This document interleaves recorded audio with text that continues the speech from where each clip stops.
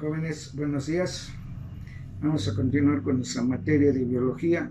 Es una materia, pues para mí muy importante, muy interesante, muy hermosa, porque hay que nos dan a conocer muchos procesos que nosotros tenemos, los llevamos a cabo, pero no nos damos cuenta de cómo se realizan. Y esto precisamente es para eso, para prevenir alguna alteración celular y por ende de nuestro organismo. Bien, vamos a hablar ahora de lo que es la homeostasis a través de su metabolismo y el transporte. ¿Qué es el término homeostasis? Aquí vamos a mencionar estos conceptos que tuve la fortuna de conocerlos hace muchos años. La palabra homeostasis significa equilibrio de todas y cada una de las células. Para mantener el equilibrio celular es importante que se lleven a cabo muchísimos procesos metabólicos, fisiológicos, térmicos, etcétera, físicos, químicos, para mantener el equilibrio. La homeostasis es precisamente eso, el equilibrio celular. Bien, les decía yo lo que comentaba, que tuve la oportunidad de vivir esto hace muchos años. Hubo un compañero, ya tiene muchos años, que salió de esta institución y se fue a hacer su examen a la Escuela de Medicina de Ciudad Juárez. Eso ahora a lo mejor ya está desapareciendo, pero en aquel entonces era muy diferente la preparación bachillerato en diferentes estados. Pero bueno, el caso es que no logró pasar el examen en su primer intento, pero consiguió una guía. Posteriormente me buscó porque quería que pues, le disipara algunas dudas que tenía en la guía. Durante la clase de biología habíamos explicado qué es la homeostasis. Vuelvo a repetir, es el equilibrio de todas y cada una de las células y por ende del organismo vivo. Hay otro término que es la hemostasia, que son parecidos, su sonido es parecido, pero son totalmente diferentes. Homeostasis es el equilibrio de las células y hemostasia es precisamente la capacidad de inhibir el sangrado de un vaso sanguíneo. Ejemplo, si nosotros sufrimos una herida, digo, leve, y está saliendo continuamente sangre, hacemos presión para que ya no salga y se forma un tapón. Este tapón se forma por la acumulación de plaquetas, que es una de las estructuras de la sangre. Se acumulan, quiere decir se agregan, así se llama agregación plaquetaria, forma el tapón que se conoce como cicatriz y ya no sale sangre. Hicimos presión. El hecho de hacer presión es hacer hemostasia. Cuando se lleva a cabo una cirugía y un vaso sanguíneo está sangrando, la hemostasia es ligar al vaso sanguíneo para que ya no siga sangrando. Bueno, las plaquetas cumplen la función hemostática de la sangre, porque les digo, forman un tapón y ya no sale la sangre. Entonces, hemostasia es la inhibición del sangrado de un vaso sanguíneo. Homeostasis es el equilibrio celular. Y este compañero que les digo, en su examen vino que explicara los dos términos. Esto de la hemostasia no viene en el programa, pero se los damos a ustedes porque yo considero que es muy necesario. No vayan a salir ustedes como algunos, en algún momento, un muchachito dijera a un maestro de hace muchos años, un maestro en secundaria que tuve, que decía que eran tiernos. A lo mejor este niñito era muy tierno, que pensaba que le estábamos dando ya clases de medicina. Y incluso se llegó hasta a quejar con su tutora. Pero pues bueno, les digo, a veces obra de mala fe. Pero bueno, entonces hablamos precisamente de la homeostasis, que tiene mucho que ver con muchos procesos, por ejemplo, con el metabolismo. ¿Qué es el metabolismo? El metabolismo significa metabolismo cambio, el metabolismo un cambio. ¿Por qué? Porque todo lo que ingerimos lo metabolizamos. Si nosotros ingerimos agua, lo metabolizamos en sus componentes elementales. Entonces, el metabolismo está compuesto por dos tipos de reacción. Reacciones catabólicas, que es de destrucción, y reacciones anabólicas, que es de síntesis. Ejemplo, nosotros ingerimos una proteína, ya sea de origen animal o vegetal. Adentro de nuestro organismo esa proteína se desbarata en sus componentes, que son aminoácidos. Es una reacción catabólica. En los ribosomas se lleva a cabo la síntesis de una nueva proteína diferente o sea, cuál es la que necesitamos, es una reacción anabólica. Bien, entonces este metabolismo juega un papel importante para mantener el equilibrio de la homeostasis de la célula. Al hablar de transporte celular, hacemos mención también no un tipo de transporte, sino es un tipo de transporte, la ósmosis. La ósmosis, ¿qué es la ósmosis? De aquí viene el tema de presión osmótica, un poquito complicada para entenderlo, pero si no entendemos lo que es ósmosis, no vamos a entender lo demás. Eso no lo vamos a hablar porque no está dentro de nuestro programa, que es de la presión osmótica.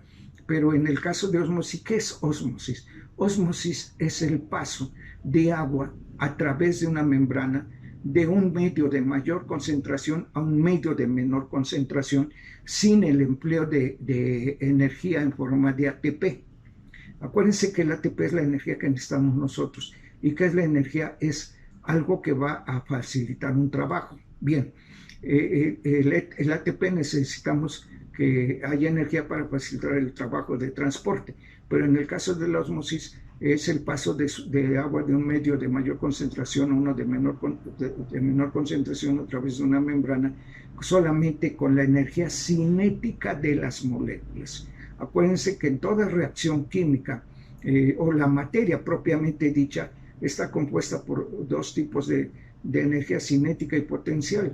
La energía cinética es todo lo que se relaciona al movimiento. Entonces, la ósmosis se lleva a cabo el paso de agua a través de una membrana sin necesitar energía para este proceso, solo la energía cinética. Y al hablar ya del paso de agua a través de una membrana, hablamos de soluciones isotónicas, hipotónicas e hipertónicas. Vamos a describir esto, que es una solución hipotónica, hipo bajo, que tiene menos solutos, en este caso el sistema tiene más agua que soluto. ¿Qué soluto? Es lo que se va a disolver. Comentábamos en clases pasadas que hemos conocido una caja de penicilina que está compuesta por un frasco que tiene polvo y una ampolleta. El polvo es el soluto y la ampolleta es el disolvente.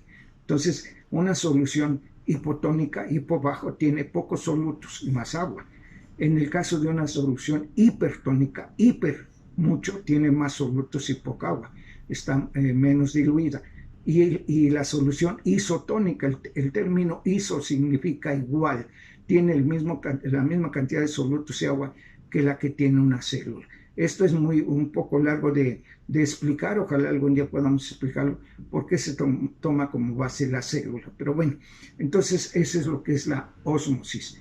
También se lleva a cabo en nuestro organismo el transporte por el transporte pasivo y también transporte por difusión. Va a difundir. ¿Qué es esto? El término difundir no es igual a pasar, pero si difunde son fluidos que fluyen. Ejemplo, el oxígeno fluye de la atmósfera hacia las células. El dióxido de carbono fluye de las células hacia la atmósfera. Bien, pero ¿qué es difusión? Difusión es el paso de sustancias. No especificamos qué sustancias, ya sea de agua o algunos nutrientes o algunas otras moléculas, es el paso de sustancias de un medio de mayor a menor concentración a través de una membrana. En ósmosis sí especificamos que es el paso de agua. En el proceso de difusión no especificamos cuál es. Entonces, aquí les decía yo, tanto la difusión como la ósmosis es el paso de sustancias o agua a través de una membrana sin gasto de energía de ATP, solo la energía cinética. Pero en el caso, esto se llama transporte pasivo. El transporte activo, fíjense esto es importante porque esa es parte de su proyecto. El transporte activo se llama activo porque requiere energía de ATP, en forma de ATP y requiere energía porque va a actuar en contra de los gradientes de concentración. ¿Qué quiere decir gradiente de concentración? Jóvenes, hablamos que la ósmosis es el paso de agua de un espacio de mayor a menor concentración. Ese es un gradiente. Pero el transporte activo es el paso de sustancias de un medio de menor a mayor concentración ¿Por qué? Porque va en contra de los gradientes de concentración. Ahí la energía cinética no va a funcionar porque no va a haber quien empuje a las células, a las moléculas de un medio de menor concentración, que son muy pocas, a una de mayor concentración, va a tener más resistencia. Entonces sí va a ser necesario la energía en forma de ATP. Entonces esto es prácticamente lo que explicábamos de transporte pasivo y activo. Bien, pero ¿qué es el transporte? El transporte es precisamente a través de la membrana, en el caso de la célula, porque la membrana tiene muchas características, pero dos muy importantes. ¿Cuáles son? Es una membrana semipermeable y es una membrana selectiva. O es selectiva y semipermeable, quiere decir que va a dejar pasar sustancias del exterior al interior y del interior al exterior. En el caso de estos procesos de ósmosis, no tan solo pueden pasar agua para mantener un equilibrio. Por ejemplo, si la célula tiene mucha agua, esta agua va a hacer que se hinche las células y explote, se destruya. Por eso debe de mantener un constante equilibrio acuoso.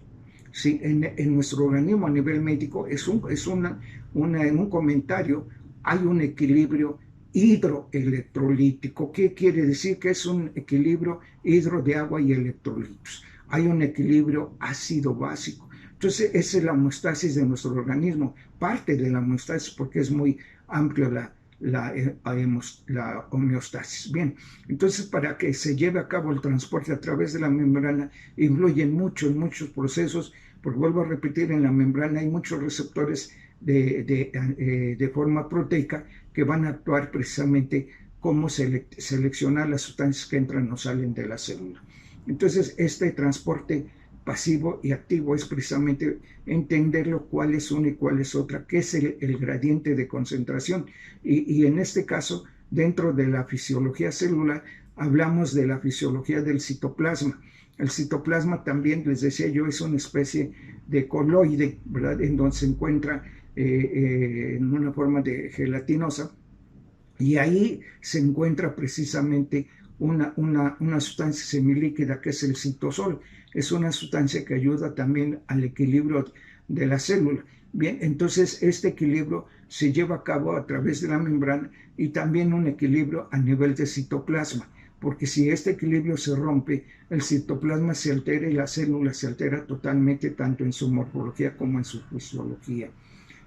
Al hablar de fisiología podemos hablar de la fisiología de los cloroplastos, de las células vegetales, que es precisamente el cloroplasto donde se mantiene ahí la cantidad de clorofila, y que cuando llegan los rayos solares a estos cuantosomas donde están los cloroplastos, se excita la clorofila.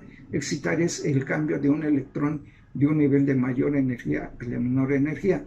Entonces hay una utilización o desprendimiento de energía, y esto es parte de la fisiología de los cloroplastos para que se lleve a cabo el proceso fotosintético y la elaboración de oxígeno para los seres vivos, que es vertido hacia la naturaleza. La fisiología de las mitocondrias, por algo se le llama la planta motriz de la célula, porque ese es un organelo en el cual se denomina un organelo energético. Ahí es donde se encuentra el ciclo de Krebs, el ciclo tricarboxílico y el ciclo del ácido cítrico. Y esto es precisamente sinónimos del famoso ciclo de Krebs, que es un ciclo, les decía yo, el ciclo tiene un inicio y tiene un fin y se está repitiendo continuamente, y ahí es donde se lleva a cabo la elaboración o la transformación de la energía luminosa en energía de ATP, en forma de ATP. Precisamente ahí en la mitocondria.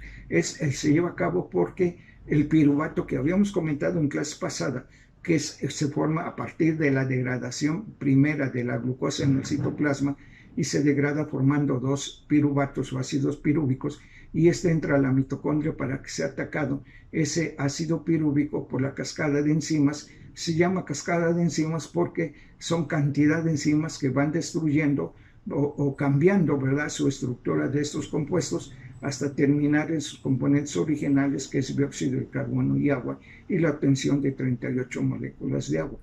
Aquí se habla también de procesos respiratorios. En este caso, En este caso, el proceso respiratorio es precisamente la utilización del oxígeno, por algo se llama proceso respiratorio, pero que no tiene nada que ver con el proceso pulmonar, sino que es respiratorio porque oxida a la glucosa.